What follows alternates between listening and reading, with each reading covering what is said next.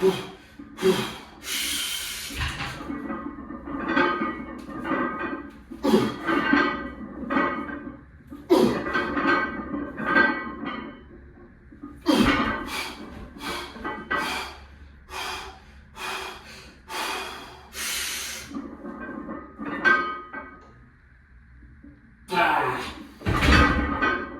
thought maybe.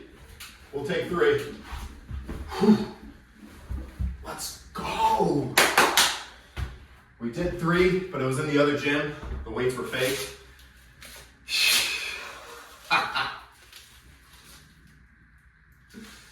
All right, very exciting. 315 for 3. It felt so good that I was like, hey, let me take a stab at this 4th rep and at least get like a good hold or an eccentric with it, because I trust my safeties. If you don't trust your safeties, and don't ever do anything like that, get a spotter and get better safeties.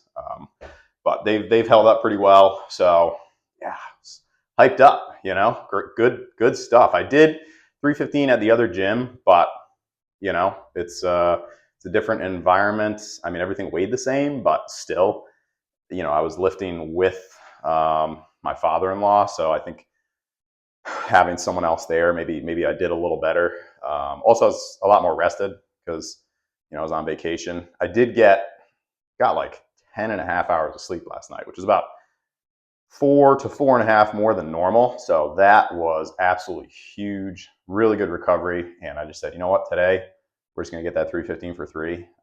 And if my body weight ever decides to go up from the bulk and all the extra carbs, I think 315 for 4 is like right around the corner, which puts us on track for 315 for 6 eventually, at some point, maybe in October, whatever. It's a journey. Once I get 315 for 6, though, I'll feel confident that, if you look at lifting like a pyramid, like here's the 315 for 6, then maybe you got 335 for 3 or 2 or 3, and then 365 at the top, right? So yeah, 315 for 6 will be a good marker. Just like with deadlifts, I'm going to use 520 for 10. Once I get 520 for 10, then I'm going to bump it up to 545 and start doing, sets of 5 and 6 there. I kind of have these like markers in my head that I'm like, all right, I got to hit this, then I'll progress forward. So yeah, 315 is reppable, right? Is that the right term? All right, let me keep the workout going because I'm resting too much here. Let me check the weight, see how much it's down. Maybe I'll drink some more water, see if that helps.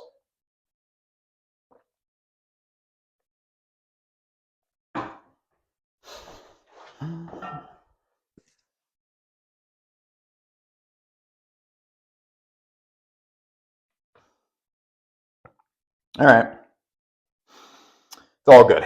It'll get there. All right, let me show you the workout plan. Hang on.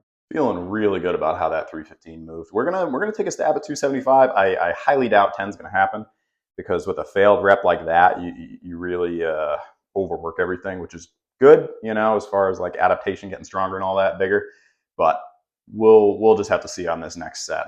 The only thing is sometimes you do a heavier set and then you drop down a lot and the weight feels a lot lighter. You can move faster with it, but we'll see. Then we'll do some incline bench, some incline fly, and some pressure.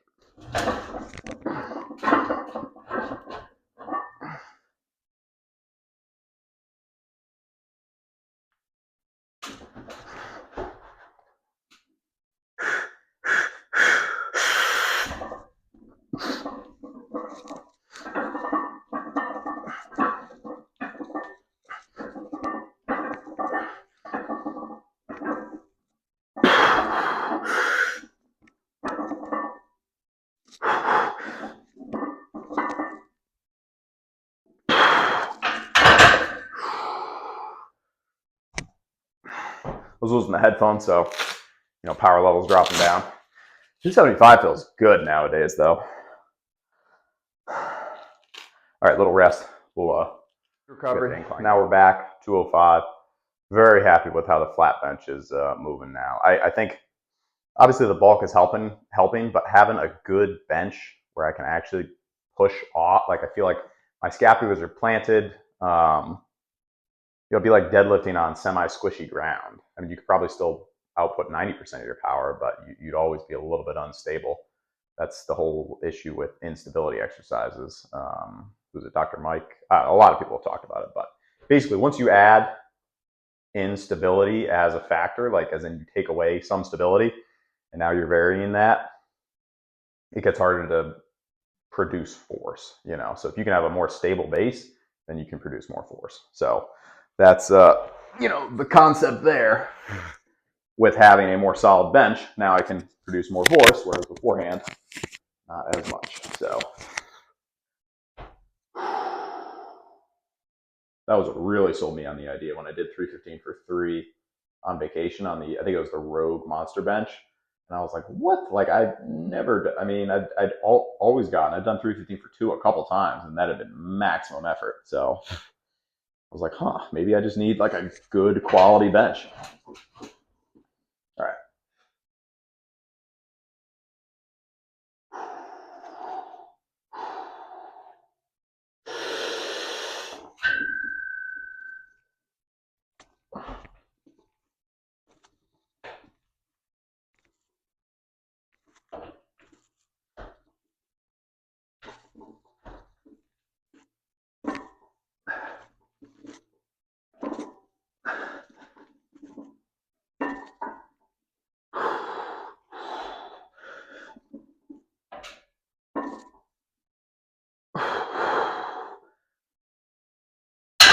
That felt good. I had a little bit of coffee today.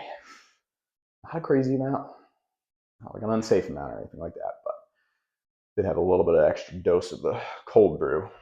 And also I woke up later, so you know, the caffeine from the morning is probably still, no, the half-life is like 5 hours, I think.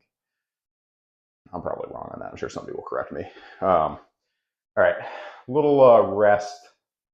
Might just jump into the flies now, so I actually have some time for tricep stuff. Because otherwise,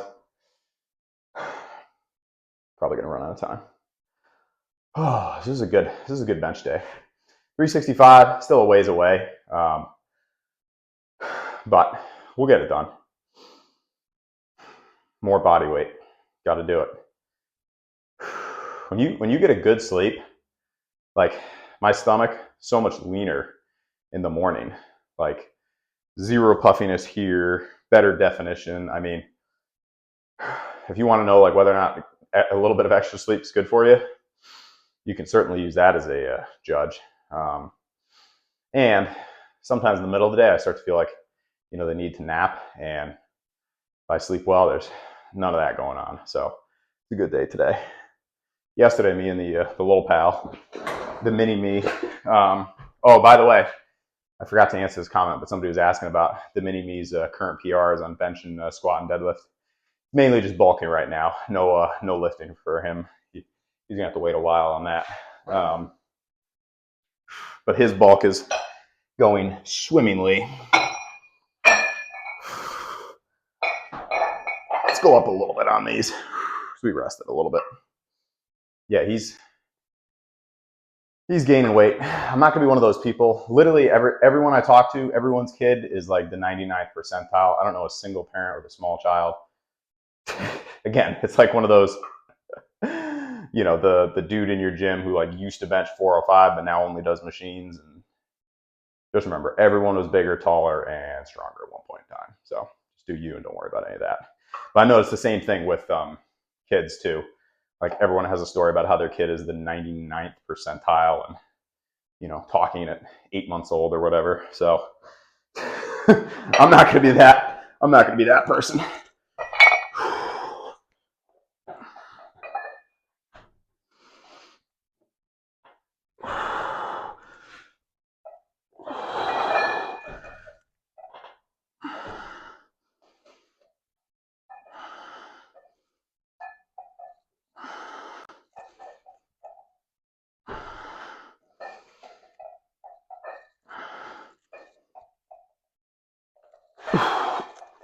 All right, we'll do a drop set now.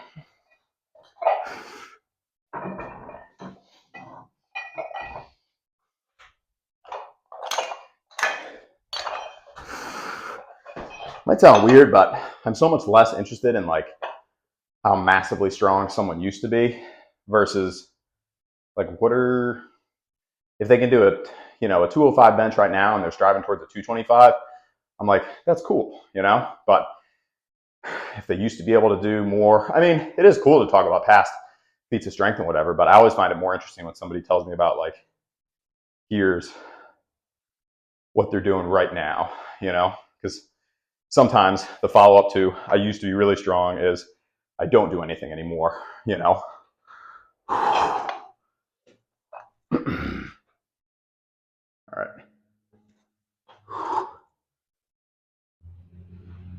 There's some horrible sounding car coming by. Oh, I know what it is. Oh, friendly neighborhood diesel truck. It's this super wide truck, and it's kind of funny, actually. The bumper sticker on the back says, actually, yes, I do own the road. I thought it was kind of funny. I just don't like how it sounds. Now there's a modified Audi S4 or S5. I think it's an S4. That goes by. Got, I don't know if it has test pipes and a muffler delete or something like that, but that sounds nice. Got like a little bit of supercharger whine, the burble, you know, not like crazy and annoying, just a nice tone. As opposed to the truck when it goes by, it's just like, bah, just noise, you know, non-specific. And unresonated noise too. You know, like ringing in your ear, like that kind of noise. All right, enough of that. 52s, 8 to 10. I want to break through to 10 to 12, but I don't want to shred my elbows up. Shredded lettuce, that'll be no good. But we'll see. It also helps that it's 82 degrees today instead of 96 or whatever it was the other day.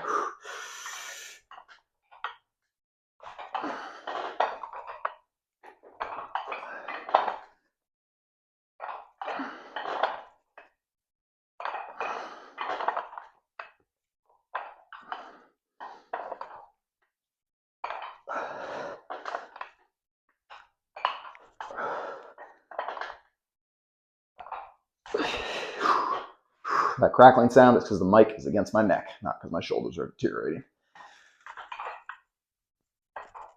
All right. Basically what I do is I go until I feel like the elbows start to tighten, and then I do maybe 3 more reps, you know.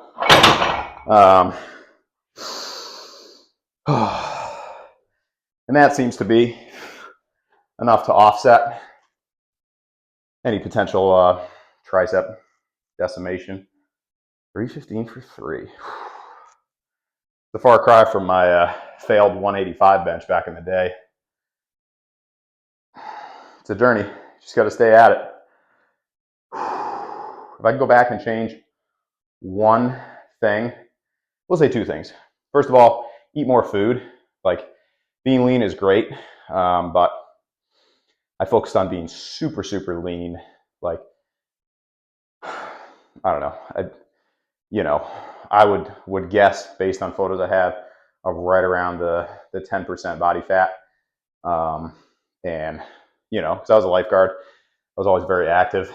So I always made that my focus. And I think that held me back from a lot of gains early on, you know, when I could have been progressing faster. And then the other thing is change my programming much less and just always get my basic movements in, like always get my squats in, always get my deadlifts, always get my bench press, you know, get comfortable with certain weights. So yeah, more food, you know, but that's for me personally, because I was, hold on, I'm gonna move the mic here.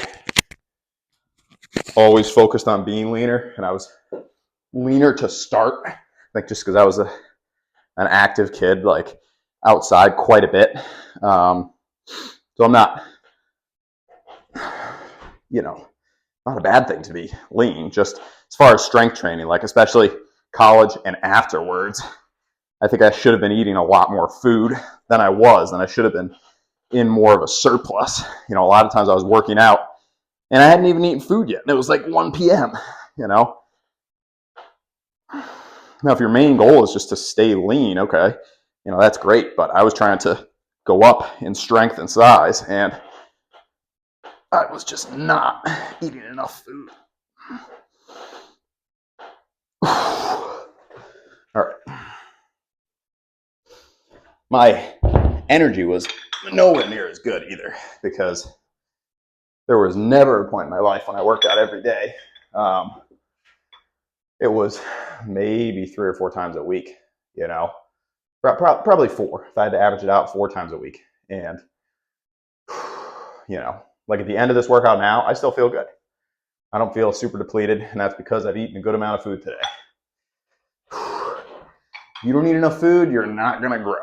Unless you're supplementing, in which case, forget the terminology. Who was talking about it? Oh, Bromley was talking about it.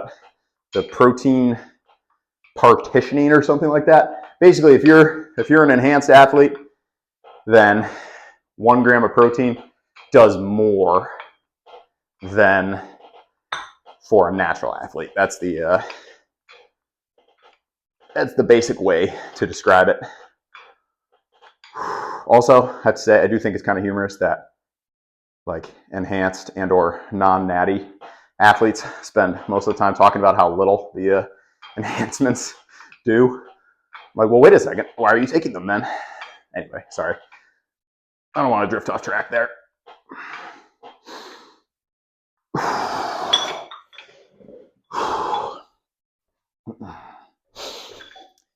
Think about my YouTube videos. I'm not mine, the ones I put up, but the ones that are getting recommended to me. Alex Leonidas, he was talking about one. I think he was talking to Basement Bodybuilding maybe, and they were talking about enhanced and like, oh, that's what it was. People reaching their natural limits, and how sometimes people, I think I talked about this in a video a couple weeks ago, like after 2 years will be like, oh, I hit my natural limit. You know, I can't get any higher without, you know, jumping on some supplementation. And they were like, 2 years, you know, that's nothing. I don't know, just stay at it. Like get your programming consistent. My programming could have been so much better. My food could have been so much better. I feel like I'm in a better place now with all that. But yeah, those are two big things that I could have done a lot better. Just stay consistent with the big movements and stop flipping around so much to different things. But that's it for today. Appreciate the support. And yeah, until next time, hope you're getting a good workout in, and we'll see you tomorrow for back and biceps. Thanks for the support as always. Peace.